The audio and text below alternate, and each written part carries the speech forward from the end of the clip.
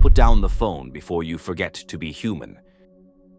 You think you're just checking a message, but what you're really doing is handing over your attention, piece by piece, to something that studies you for a living.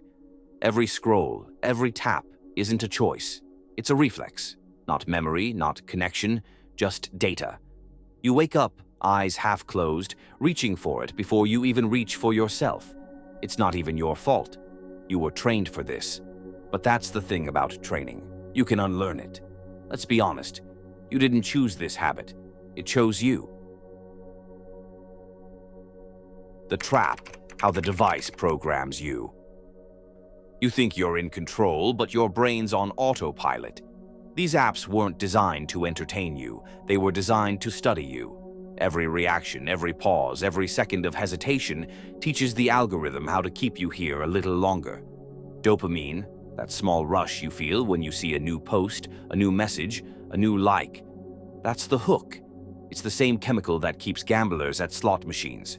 Only difference, you carry the slot machine in your pocket. They've mapped out your attention span, your emotions, even your loneliness. They know exactly when you're most likely to open the app, how long you'll stay, and what will make you scroll again. You're not bored. You've just forgotten what silence feels like. Your mind doesn't rest anymore, it reloads. And it's working. The experiment's running. On you. Key fallout, what it's doing to your mind. You start to notice the fog.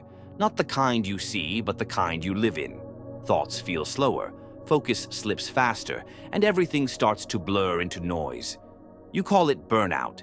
It's overstimulation. Every hour online rewires how your brain rewards itself. You scroll not because you care, but because you're chasing the next micro hit of validation. The likes, the comments, the tiny social signals that whisper, you still matter. But the more you chase them, the emptier it feels. Your confidence starts depending on pixels. Your worth becomes a number that resets every 24 hours. You begin to hate yourself for the wrong reasons. Not because of what you did, but because of what you saw. But the real damage isn't what it does to your time. It's what it does to your sense of self. The inner split, division from the self. You start belonging to the feed instead of yourself. Every scroll pulls you a little further from your own thoughts, your own instincts. The more you consume, the less you create. The more you watch, the less you exist. It's not just distraction, it's disconnection. You become a stranger inside your own body, living through other people's highlights, reacting instead of feeling. You start mistaking activity for aliveness, validation for love, presence for performance. Your reflection stops looking familiar because it's shaped by everyone else's mirror. You forget how to listen to yourself because the world won't stop shouting long enough for you to hear. And when you forget who you are, anyone can tell you who to be. The extremes, online opinions and manufactured outrage. You used to have opinions. Now you have algorithms. The feed doesn't care about truth. It rewards conflict. It pushes the loudest voices, not the clearest ones. Every argument becomes a performance. Every belief becomes branding. You're not talking to people anymore. You're talking at each other, auditioning for approval. The internet has no room for nuance. It's a place where outrage gets applause and empathy gets ignored. You're either for or against. You're either right or cancelled. And the more you engage, the more extreme you become. Not because you changed, but because your echo got louder. Balance died the day we stopped talking to each other and started performing for each other. The reality check.